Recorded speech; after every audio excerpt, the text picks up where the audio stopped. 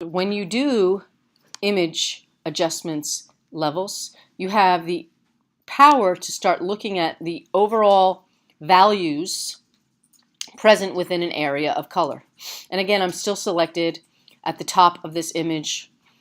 And when I am shifting the sliders here, what's happening is the middle slider represents the midtones of the selected area.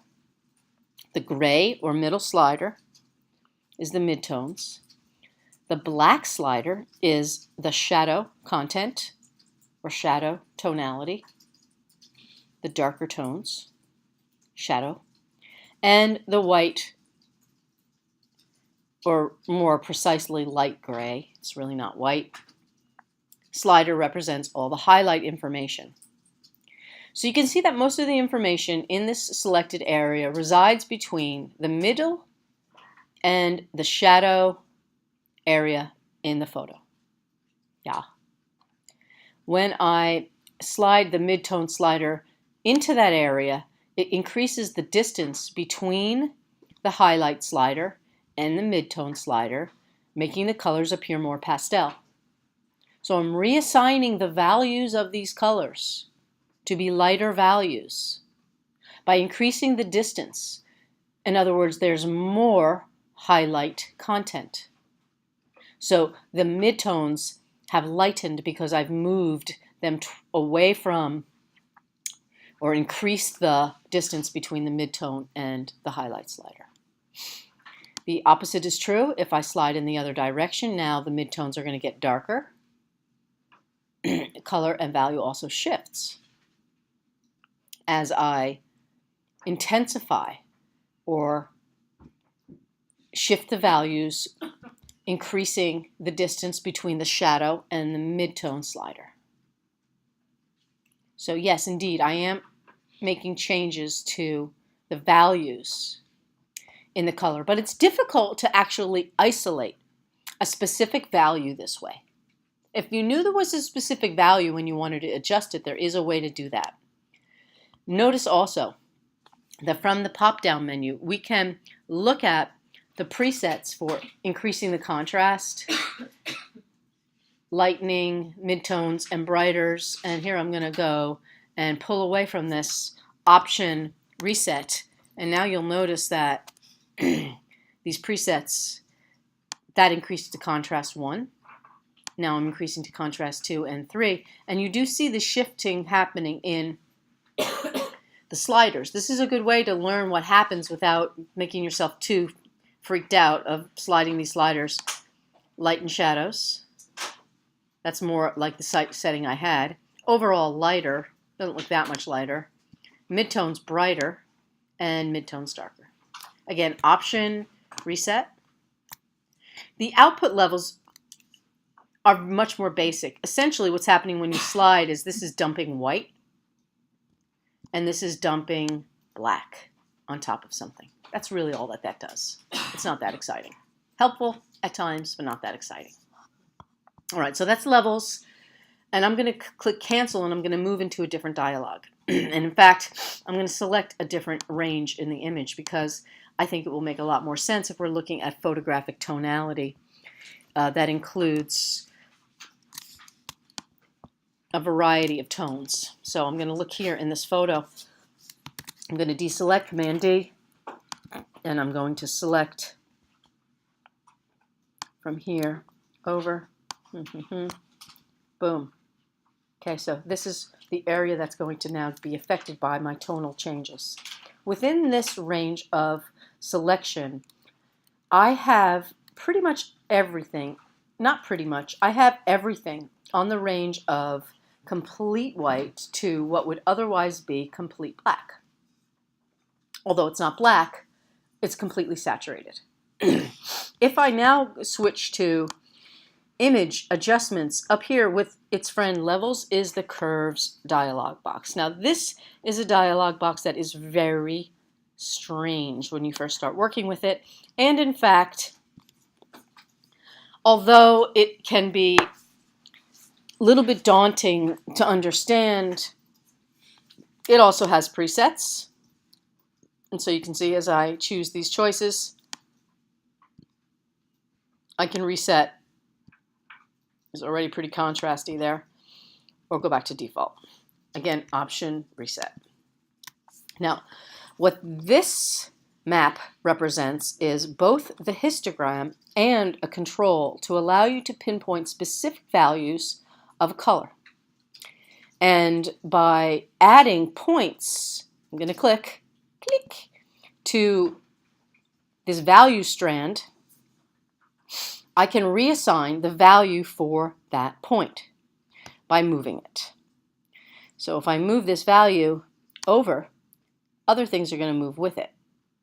But as you can see here, what's happening is everything is becoming darker and almost posterized. So I have repositioned a value of approximately 20% and upward over 30 more percent. So anything that was exactly 20% value is now 50. And if you think of a range of color, like if you were shading with a pencil, very light is 10, a little harder is 20, put more pressure on at 30. Okay, think about that. Think about shading with a pencil. That's what these values represent. And you can see over here, those values are also represented visually. So again, I'm going to reset, option reset. And if I click again somewhere on this line and pull in the other direction, I'm now opening up those tones. Very strange, yes, right?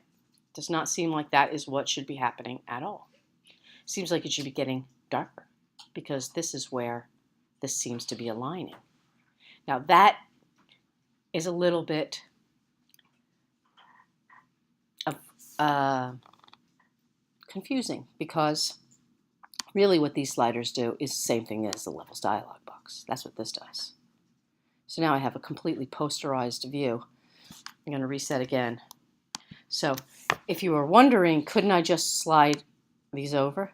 When you do this, essentially you're doing the same thing as you would be doing with the levels dialog box. However, as I put these two sliders closer and closer together, basically really all I have left is a bunch of weird mid-tone colors because both the highlight and the shadow are now representing something completely in the middle. And as I move back, so unless you really wanted some very dramatic effect that doesn't work on this photo, you would unlikely to do that. So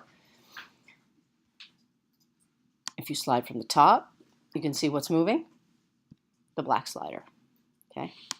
And if you go to a specific color here, let me go back to default and change this to the channel, and I'm going to change it to the magenta channel. All I'm adjusting here are just the magentas. So this would be the same thing as if you went into the hue saturation dialog box and set it on magenta and started to slide. But at this point, I have remapped most of the color, including anything that isn't white or isn't black, to a very high saturated magenta. Why are the white and the black not changing? Anybody have a guess? Because white and black are the absence of and the existence of all light. So I'm going to click cancel, and now I'm going to make another example to help explain it. So I'm going to just do a new, and I'm going to just go to the default Photoshop size, and here I'm going to create a gradient. And the gradient will be the simple black and white gradient, and I'm going to drop it on the whole page. Okay. You know, or not. What am I doing? Select all, black and white gradient. Here's my gradient, 100%. Oh, up here somehow it did not pick up that I wanted black and white. And now I will see indeed that I have black and white. And let me spread that out a little bit more evenly, and I will do it from top to bottom, holding the Shift key. Another important thing to understand regarding what gets changed when you're changing color is only something that can hold color. So 100% white and 100% black cannot hold color. If I go to the brush tool and I get a slightly larger brush, it's about 500 pixels, and then I choose a color, any color. I'm going to go with magenta, and in fact, I'm going to have this be a pure magenta. 0, 0, 0. Okay. If I paint up here where it's white, using this setting that I should be setting, which is called color, you can use the hue or the color setting. Either of these will do the same thing pretty much. Nothing's changing where it's white. It cannot hold color. There's so much light, it cannot hold color. Think of snow blindness. Did you ever have that experience? It's actually quite painful. You can't see anything. So much light floods your eyes. And down here, you can't see color when you turn off the light. Right? There's no color. When you drive through the, oh, it's not there anymore. Is it the tunnel on the Bay Bridge? Do we still have the tunnel going back to the East Bay? I was away for a while. No, there's no tunnel. But when you drive through a tunnel, the color, you know, in the car and your friend's shirt sort of seems to get muted, right? Because there's less light. So somewhere in the middle here, when this is on color, you're going to see magenta, but as I move down, no color. And as I move up, less color. Are you shocked? Okay, if I come over here and I choose hue, same thing. No color.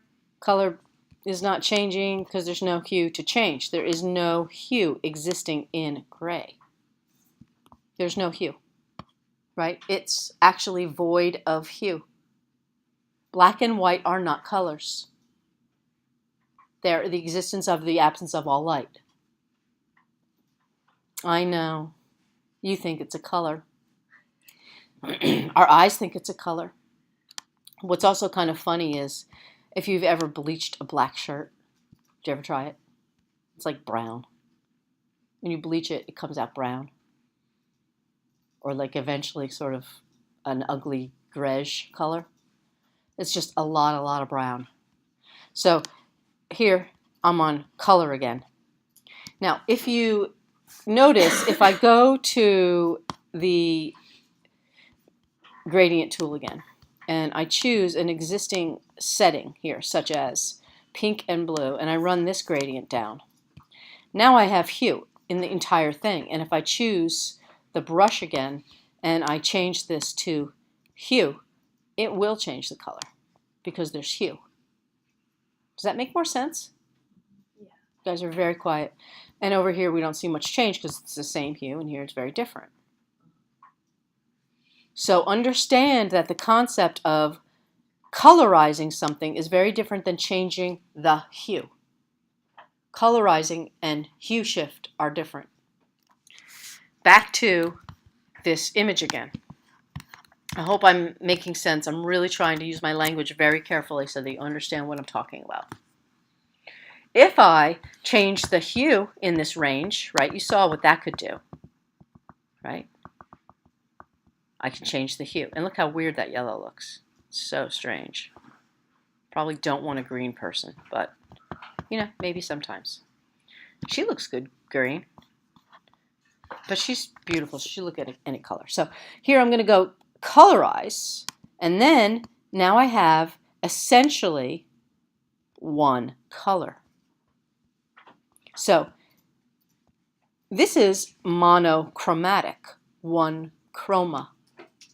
One hue. Or colorize. Because this checkbox is on. But if I check it off, now I have a range of hue, and all hue is shifting.